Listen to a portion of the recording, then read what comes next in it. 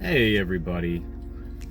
So I just wanted to give a little bit of insight into what one can expect from the COVID-19 nasal swab test. I'll give a little backstory. I'm currently a nurse at one of the local hospitals here in Boston, and my unit last week was converted to treat COVID-19 patients specifically. Now, I had the opportunity to administer this test myself to a patient, and I've heard it's not really pleasant, so I suppose it's maybe karmic that I had this administered to myself. And I did notice a couple days ago some mild symptoms, and I don't give a lot of health information. I really don't have much to share. I have no underlying health conditions really at all, but for me, I'm someone that really doesn't get headaches at all. And a couple days ago, I did notice just some splitting headaches I was getting that rendered me kind of useless. So I just laid up in bed really to try to sleep it off, and took some Tylenol. It wasn't really horribly effective. It was somewhat effective, and a little bit of muscle soreness, more to my lower extremities, like bilaterally my legs. Just thought it was unusual. So the way we're doing it now, if you have any symptoms, even if they're somewhat mild, you have a COVID pass, and if you do experience symptoms, you're not cleared for work. So I did call into my workplace and canceled yesterday, and they scheduled me for a test this morning. So the goal here is to maybe provide some viewership and shed some light on what you can expect if you are to have the nasopharyngeal swabs performed, and maybe a little bit of possibly humor and some masochism on my behalf at least. So we'll see how it goes. So wish me luck. All right, thanks guys.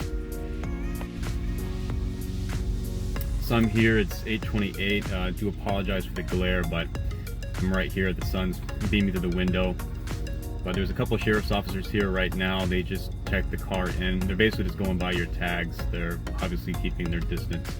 And the people that are actually going to be administering the test essentially aren't really here right now, so I'm just gonna wait. And my appointment's technically for 8:45, and again it's 8:29 a.m. So it looks like there's one car ahead of me, so it should be probably second in line. So stay tuned. Excitement awaits.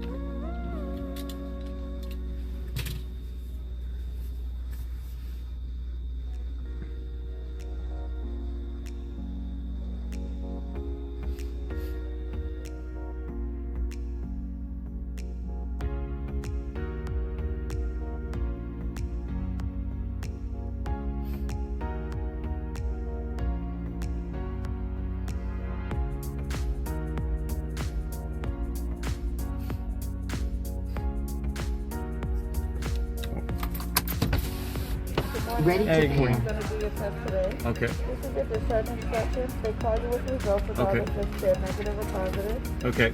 And you definitely need clean gloves, so that's okay to test that. I'm so Oh, okay, sorry. that's Thank fine. you. That's And- fine. No, it's good to be Oh, okay, cautious. yeah.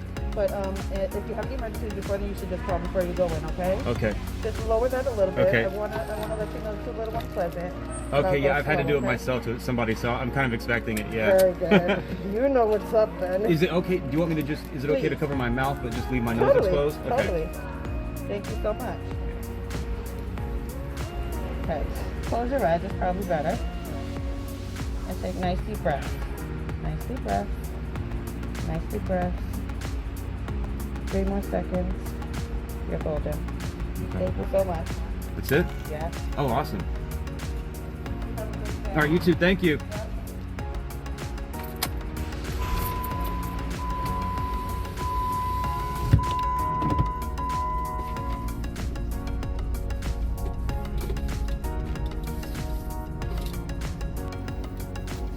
Actually, it wasn't too bad. She went through just one nair, which the ones that I've done, you actually do both nairs. So I'm not going to argue as long as it's effective. But it feels kind of like I was getting a frontal lobotomy, like they used to do with the psych patients that I guess had schizophrenia and these different psych issues. They would take away the frontal lobe and basically make them docile and compliant by taking out part of the frontal lobe. So it's kind of what I felt like. But overall, it was pretty quick. So we'll see. I have to call, there's a number, there's a link where I can see what the results are going to be. So we will just see. Again, some watchful waiting. So wash hands out there, sanitize, which I should probably do right here, social distance, and of course wear the mask like I was just doing, not just for yourself but to protect those around you, immunocompromised, geriatric population, or the elderly population that have weakened immune systems, or anybody also that has underlying conditions also known as chronic comorbidities, especially those that have 2 or 3 like hypertension, diabetes, etc. So those are the people that are definitely at risk. And again, my symptoms were quite mild, but I just wanted to be safe so I could protect not just myself but those around me more specifically and more importantly. So stay safe out there, and until next time, bye.